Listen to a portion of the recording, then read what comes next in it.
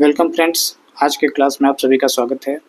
आज हम लोग पढ़ेंगे भारतीय इतिहास का एक बहुत ही इम्पोर्टेंट टॉपिक जो कि है भक्ति आंदोलन। ये परीक्षा के दृष्टिकोण से बहुत ही महत्वपूर्ण टॉपिक है। तो चलिए हम लोग इसके प्रश्नोत्तर को देखते हैं। पहला प्रश्न है, 7वीं से 12वीं शताब्दी के मध्य भक्ति आंदोलन का उद्भव कहाँ हुआ था? तो इसका उत्तर हो जाएगा दक्षिण भारत में। अगला प्रश्न है, दक्षिण भारत में भक्ति आंदोलन का प्रचार प्रसार किसने किया था? तो इसका उत्तर हो जाएगा नयनार और अलवार संतों ने। अगला प्रश्न है, नयनार संत किस देवता के उपासक थे? तो इसका उत्तर हो जाएगा भगवान शिव के। अगला प्रश्न है, शंकराचार्य का जन्म कहाँ हुआ था? तो इसका उत्तर हो जाएगा कलादी, जो कि केरल में है। शंकराचार्य के गुरु कौन थे? तो इसका उत्तर हो जाएगा गोविंद। शंकराचार्य ने किस मत का प्रचार किया था? तो इसका उत्तर हो जाएगा अद्वैतवाद और निर्गुण ब्रह्म का। अगला प्रश्न है, 8वीं शताब्दी के दौरान भारत के किस दार्शनिक और धर्मशास्त्री ने अद्वैत वेदांत के सिद्धांत को समेकित किया था? तो इसका उत्तर हो जाएगा आदि शंकराचार्य ने। अगला प्रश्न है, भारत की चारों दिशाओं में 4 महान मठों एवं विहारों जिसमें कि श्रृंगेरी, पुरी, द्वारका और बद्रीनाथ आते हैं, इनकी स्थापना किसने की थी? तो इसका उत्तर हो जाएगा शंकराचार्य ने। अगला प्रश्न है, रविदास और कबीर किसके शिष्य थे? तो इसका उत्तर हो जाएगा रामानंद के। ईश्वर मनुष्य के गुणों को देखता है और उनकी जाति धर्म को नहीं। दूसरे संसार में कोई जाति नहीं है। यह किसका कथन है? तो ये कथन है रामानंद का। अगला प्रश्न है, संत कबीर का जन्म कब हुआ था? तो इसका उत्तर हो जाएगा वर्ष 1440 ईस्वी में। संत कबीर का जन्म कहाँ हुआ था? तो इसका उत्तर हो जाएगा वाराणसी में। निर्गुण संत के मत के प्रथम प्रतिपादक कौन थे? तो इसका उत्तर हो जाएगा कबीर। कबीर जो थे वो निर्गुण संत के प्रथम प्रतिपादक थे। बीजक किसके द्वारा लिखा गया है? बीजक किसके द्वारा लिखा गया है? इसका उत्तर हो जाएगा कबीर।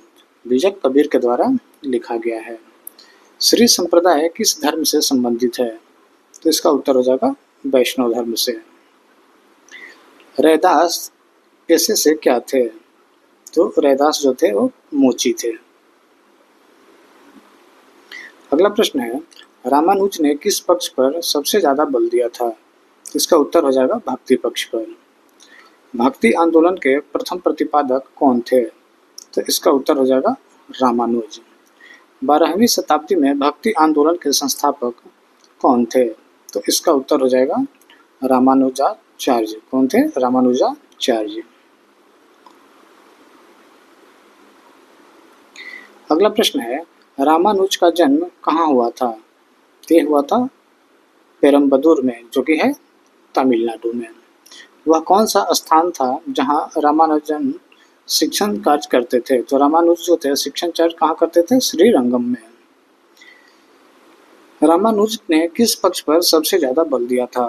तो इसका उत्तर हो जाएगा भक्ति पक्ष पर। रामानुज के अनुयायियों को क्या कहा जाता है? तो इसका उत्तर हो जाएगा वैष्णव।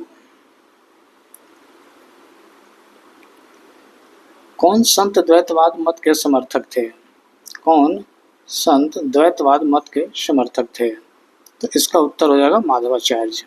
इसका सही उत्तर हो जाएगा माधवाचार्य। भक्ति आंदोलन के प्रमुख संत रामानंद का जन्म कब हुआ था? ये हुआ था 1299 ईस्वी में। किस भक्तिकालीन संत ने पहली बार अपने उपदेश में हिंदी भाषा का प्रयोग किया था? तो इनका नाम है रामानंद। अगला प्रश्न है, तुलसीदास का जन्म कहाँ हुआ था? यह हुआ था राजापुर में। तुलसीदास किसके भक्त थे? तो ये भगवान राम के भक्त थे तुलसीदास। तुलसीदास जी ने रामचरितमानस की रचना किसके काल में की थी? तो इसका उत्तर हो जाएगा अकबर के काल में। अगला प्रश्न है, गौड़ीय संप्रदाय के प्रवर्तक कौन थे? तो इसका उत्तर हो जाएगा चैतन्य महाप्रभु। चैतन्य महाप्रभु गौड़ीय संप्रदाय के प्रवर्तक थे। वल्लभाचार्य का जन्म कहाँ हुआ था? तो इसका उत्तर हो जाएगा वाराणसी में। वल्लभाचार्य का जन्म वाराणसी में हुआ था। कामरूप में वैष्णव धर्म का प्रवर्तक किसने किया था? कामरूप जो कि असम में है, तो ये यहाँ पे वैष्णव धर्म का प्रवर्तन किसने किया था? तो शंकर देव ने किया था। इसका उत्तर हो जाएगा शंकर देव। शंकर देव द्वारा कौन सा संप्रदाय स्थापित किया गया था? तो इसका उत्तर हो जाएगा एक शरण संप्रदाय। शंकर देव द्वारा एक शरण संप्रदाय का स्थापना किया गया था। पुष्टि मार्ग संप्रदाय के संस्थापक कौन थे? तो इसका उत्तर हो जाएगा वल्लभाचार्य। पुष्टि मार्ग संप्रदाय के संस्थापक वल्लभाचार्य थे। श्री कृष्ण भक्त मीराबाई किस क्षेत्र से संबंधित थी? तो ये राजस्थान से थी। मीराबाई कहाँ की थी? राजस्थान से। मीराबाई किसकी पुत्री थी? तो ये मेड़ता के राजा रतन सिंह राठौर की पुत्री थी। अब ध्यान रखेंगे, रतन सिंह राठौर की पुत्री थी। मीराबाई किसकी आराधना करती थी? मीराबाई किसकी आराधना करती थी? तो ये करती थी भगवान श्री कृष्ण की आराधना करती थी। ये बचपन से ही भगवान श्री कृष्ण की आराधना करती थी। राग गोविंद की रचनाकार कौन थी? तो ये मीराबाई द्वारा रचना की गई थी राग गोविंद की। सूरदास का जन्म कहाँ हुआ था? तो ये हुआ था रुनकता में। सूरदास का जन्म रुनकता में हुआ था। सूरदास किसके समकालीन थे? तो ये अकबर एवं जहांगीर के समकालीन थे। सूरदास ने अपने गीतों में किस भाषा का प्रयोग किया था? तो ये उसका उत्तर हो जाएगा ब्रज भाषा का। अगला प्रश्न है, भक्त तुकाराम किस मुगल सम्राट के समकालीन थे? तो इसका उत्तर हो जाएगा जहांगीर के। कौन महानुभाव संप्रदाय का संस्थापक था? महानुभाव संप्रदाय का संस्थापक चक्रधर थे। कौन थे? चक्रधर। भगवान शिव की प्रतिष्ठा में कितने ज्योतिर्लिंग स्थापित हैं? तो इसका उत्तर है 12 ज्योतिर्लिंग। क्राइस्ट का जन्म कहाँ हुआ था?